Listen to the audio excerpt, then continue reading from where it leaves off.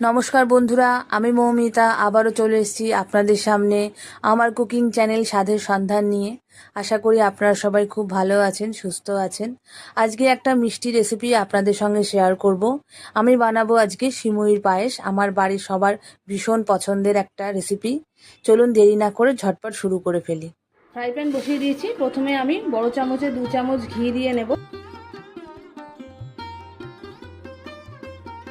ঘিয়ের মধ্যে আমি কাজু কিশমিশটা আগে একটু ভেজে নিচ্ছি।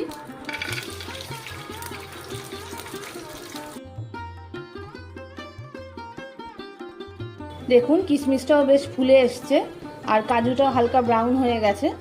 এখন এগুলোকে আমি ঘি থেকে নামিয়ে নেব।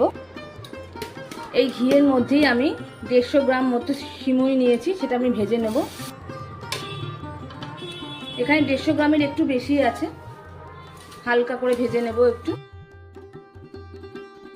হঠাৎ করে যদি বাড়িতে পায়েস খাওয়ার ইচ্ছা হয় বা বাড়িতে যদি কোনো গেস্ট চলে আসে, এইভাবে সিমুইর পায়েস রান্না করলে খুব তাড়াতাড়ি হয়েও যায় এবং খেতেও খুব টেস্টি হয়। খুব বেশি লাল করব না, হালকা করে একটু ভেজে নেব, তাতে ফ্লেভারটা অনেক বেশি পাওয়া যায় ঘিয়ের।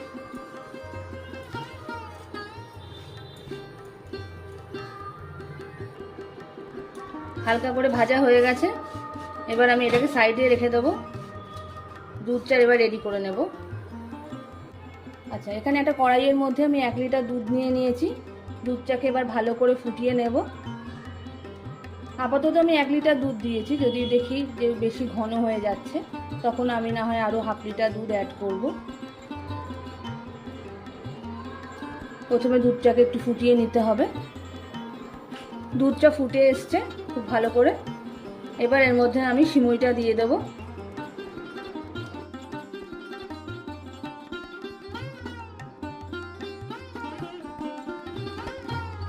সিমুইটা এবার দুধের মধ্যে ভালো করে ফুটবে, নরম হবে। এখনই আমি মিষ্টি দিচ্ছি না এর মধ্যে, প্রথমে একটু নরম হয়ে যাবে তারপরে আমি মিষ্টি দেব।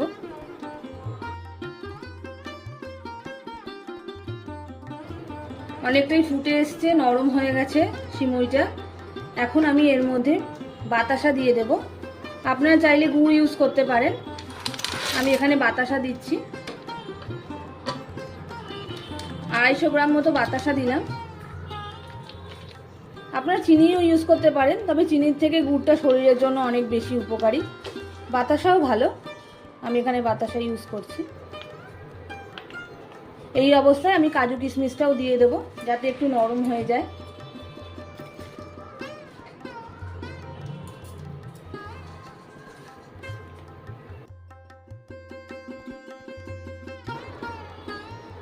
আমি এর মধ্যে আরও 150 গ্রাম মতো বাতাসা দিয়ে দিয়েছি, মিষ্টিটা একটু কম হয়েছিল।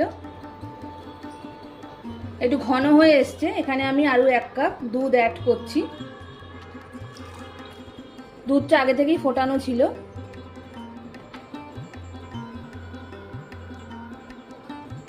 তার মানে 150 গ্রাম সিমুইয়ের জন্য মোটামুটি 1.5 লিটারের কাছাকাছি দুধ লাগবে, আর 400 মতো বাতাসা। আর একটু ফুটবে। এখন আমি 1 চামচ মতো এলাচ গুঁড়ো করে দিয়ে দিচ্ছি।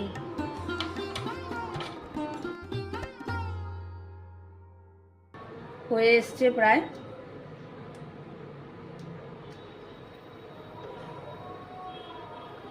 আর একটু হবে। পায়েসে একটু রিচনেস আনার জন্য আমি এখানে বড় চামচে 2 চামচ কনডেন্স মিল্ক দিয়ে দিচ্ছি।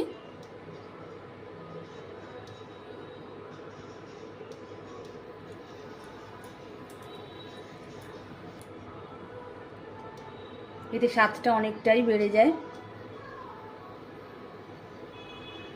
আর একটা শাহি ব্যাপারও চলে আসে। পায়েস রেডি হয়ে গেছে, এবার আমি সার্ভিং বলে সার্ভ করে দেব। খুব সুন্দর একটা গন্ধ বেরোচ্ছে।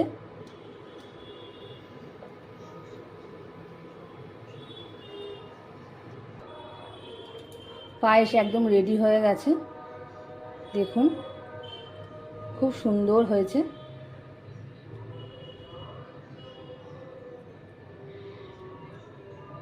এবার নামিয়ে নেব। এতে স্বাদটা অনেকটাই বেড়ে যায়, আর একটা শাহি ব্যাপারও চলে আসে। পায়েস রেডি হয়ে গেছে, এবার আমি সার্ভিং বলে সার্ভ করে দেব। খুব সুন্দর একটা গন্ধ বেরোচ্ছে। পায়েস একদম রেডি হয়ে গেছে, দেখুন খুব সুন্দর হয়েছে।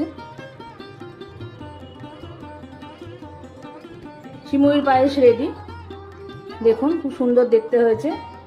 বাড়িতে এইভাবে বানিয়ে আমাকে কমেন্ট করে জানাবেন, অবশ্যই ভীষণ ভীষণ ভালো লাগবে ঠিক এইভাবে যদি বানান।